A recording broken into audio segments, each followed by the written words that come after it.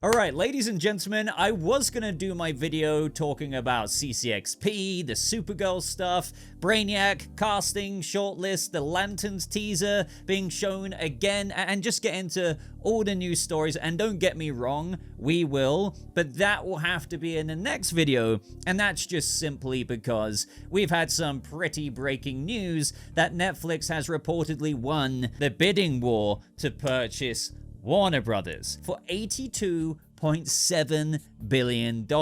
And I'm seeing so many mixed reactions to this. You know, Netflix, as of when making this video, have now put out their own posts about it and just acknowledging it all with a bit of a timeline and their intentions. And we're going to dive into all of that. Let's run through the process of this deal, try and make some sense of what could happen there with how all of that could kind of go down. And then we'll get into what this could mean for the future of Warner Brothers theatrical releases. DC Studios, what does it mean for James Gunn and Peter Safran and the DCU in general, and so on.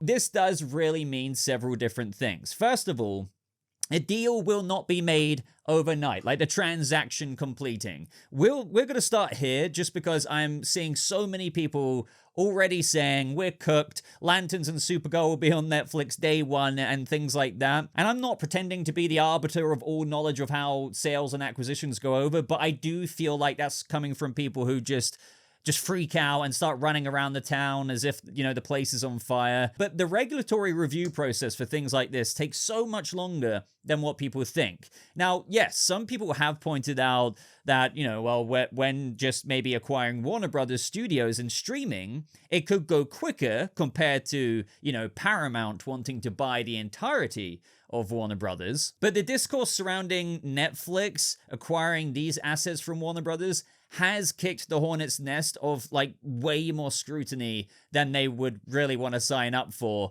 that it's most likely going to take quite a while regardless. But what do Netflix say themselves about this? So Netflix, in their own announcement of this today, again, shortly before making this video, said the transaction is expected to close in 12 to 18 months.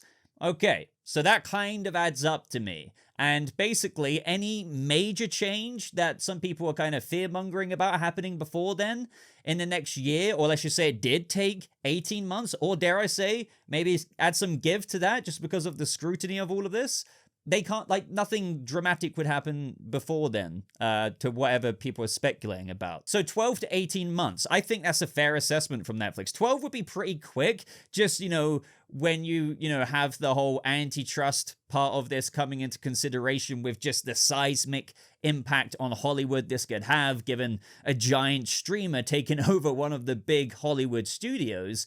Then, you know, not to mention there's the Trump administration. They really wanted Paramount to go through with buying Warner Brothers, so that's going to be kind of harder to approve this deal.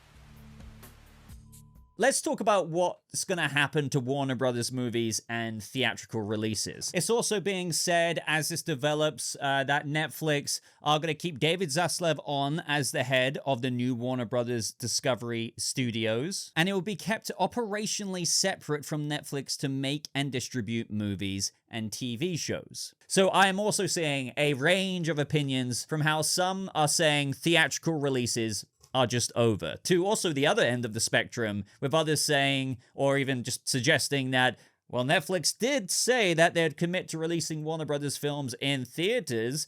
Then I guess the clap back to that is, do you really believe that? Are we going to be that naive to believe Netflix are going to do that? Now, what do Netflix have to say about this themselves? Warner Brothers Studios are world class, with Warner Brothers recognized as a leading supplier of television titles and filmed entertainment. HBO and HBO Max also provide a compelling, complementary offering for consumers. Netflix expects to maintain Warner Brothers' current operations and build on its strengths, including theatrical releases for films.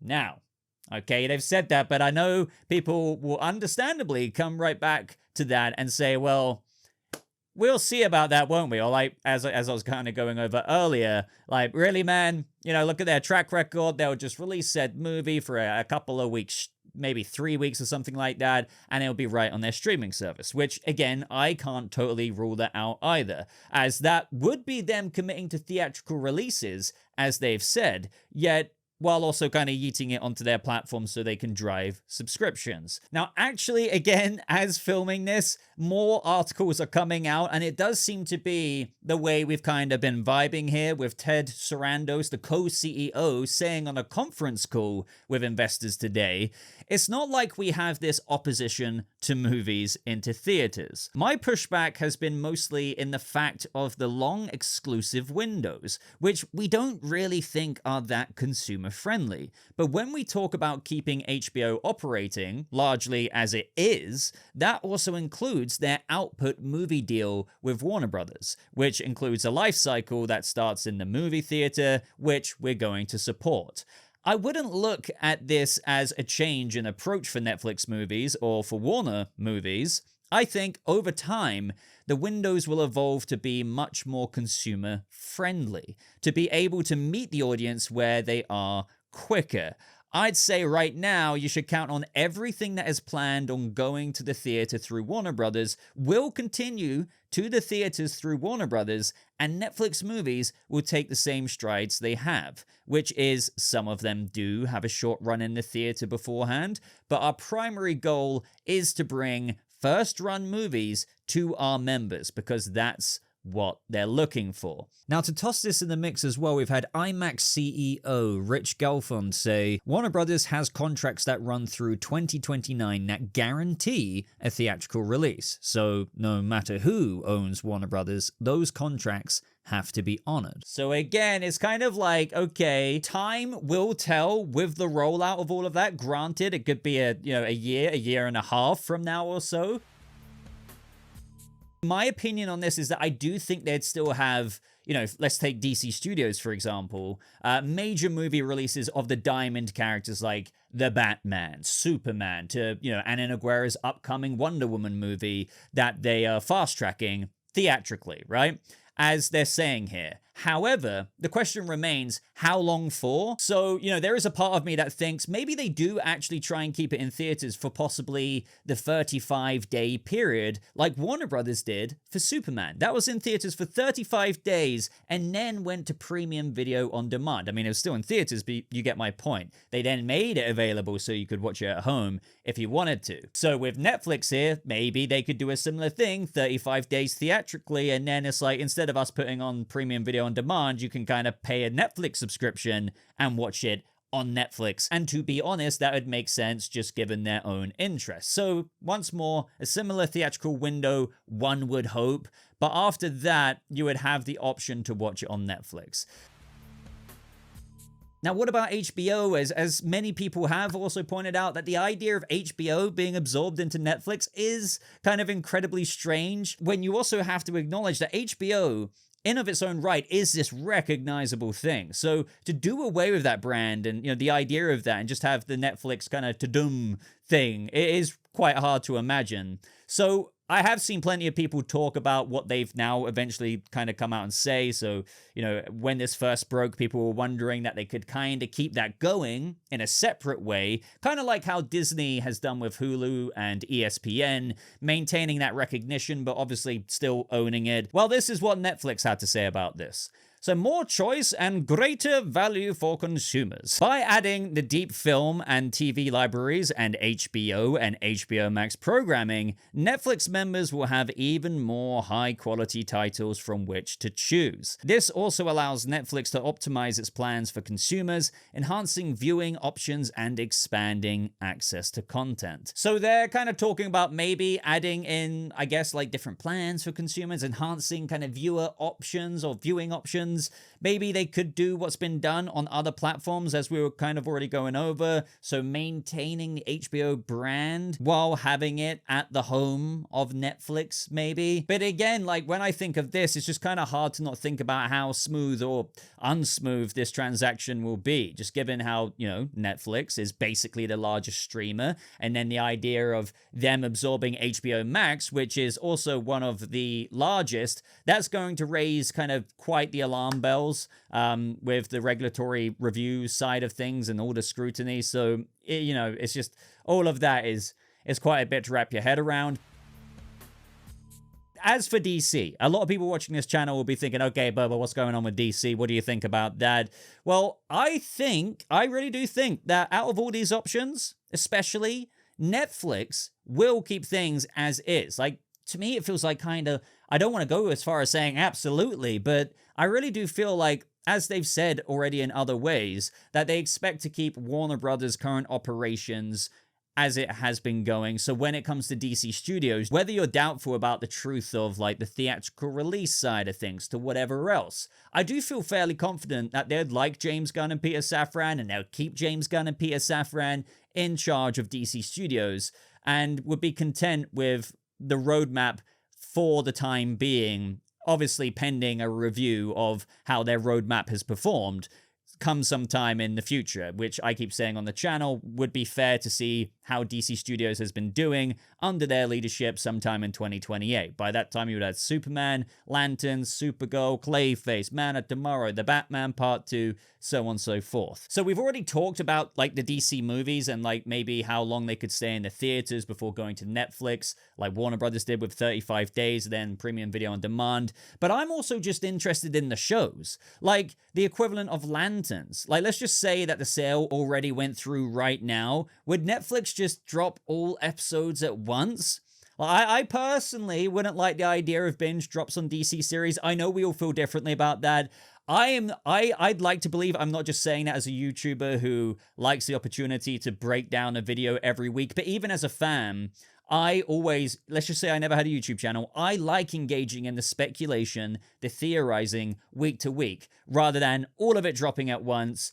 Like, you have Kenny over there already having watched the finale, spoiling that on social media. I don't, I feel like it literally engages fandom. It hypes things up. Also, it drives subscriptions, surely, because if you're going to have to subscribe, even after a free trial for a month, to get to episode 6, 7, and 8 and whatnot, like, that just makes sense to me. Why not do it weekly? So I would be a bit apprehensive about binge drops for future DC series after the sale goes through sometime late 2027 or something.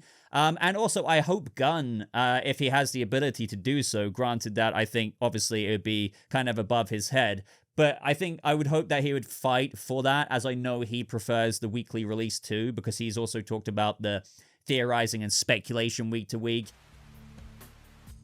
Now, as for the Snyderverse, I know some people, I've seen plenty of posts, are having a field day with this. I guess maybe because of the whole sell the Snyderverse to Netflix movement. But I really wouldn't rely on this being like the bastion of hope, as I've said before, that some people once put upon Netflix to restore the Snyderverse. Just given that I think they'll keep the current status quo of DC Studios, I don't think that means Netflix, the higher-ups, the co-CEOs, Ted, and other people like that, will be forcing the current leadership, so James Gunn and Peter Safran's hand, in restoring the Snyderverse. You can have your own opinions about that, fair enough. I'm not going to begrudge anyone of having hope for maybe the Snyderverse coming back and continuing its story through the DC Studios, DC Elseworlds umbrella. But if things are going to go the way I think they might, with James Gunn and Peter Safran, with Netflix being really happy with them just carrying on for the time being, I don't think you're going to see that. And again, that kind of conversation wouldn't happen for a very long time, because you would have the 12 to 18 month process to go through until finally Netflix can actually do changes if they wanted to. Then after, let's just say 18 months, they finally have Warner Brothers under Netflix. They keep James Gunn and Peter Safran. They're going to still let them do their thing and demonstrate that they're worth keeping around for quite some time. And I don't think they're going to restore the Snyderverse out of nowhere kind of thing. So you would have to think if the Snyderverse or anything like that was going to come back, it would be sometime way after that. Do you know what I mean? So I just, wouldn't really count on that one. But I think that's all of the main information I wanted to go over, or what I think you guys would want to hear about. And again, I don't want to pretend to be the arbiter of truth about Warner Brothers sales and things like that, but I still don't know exactly what's going to go down here, because, I think there's going to be a lot of opposition to this. We're hearing in all kinds of corners, even to the government level side of things, right? And then you've got like pretty much everyone and their uncle in Hollywood not wanting this to go forward and now going to be combating it, the idea of a streamer taking out or absorbing into them, Clayface style, one of the big Hollywood studios, and the ripple effects, because obviously that's why everyone's been saying from the get-go, Warner Brothers selling is not really a good thing in general. Then not to mention how Paramount won't want to let this just die here because they want Warner Brothers and they're not happy. So they're absolutely going to be considering their options to go straight to the shareholders. We're talking like hostile bid with an even bigger and improved bid, one higher than maybe Netflix's share, which would then give Netflix a chance to also match it. It could get even messier. Like, it really doesn't feel over right now. With Netflix even saying we expect this to be 12 to 18 months, that's quite a range.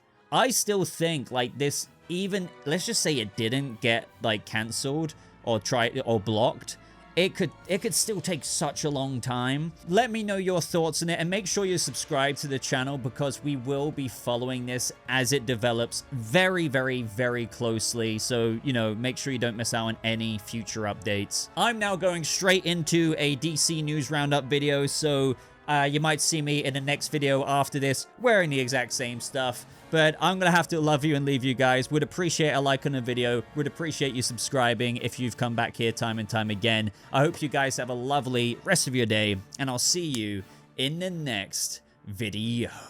Goodbye.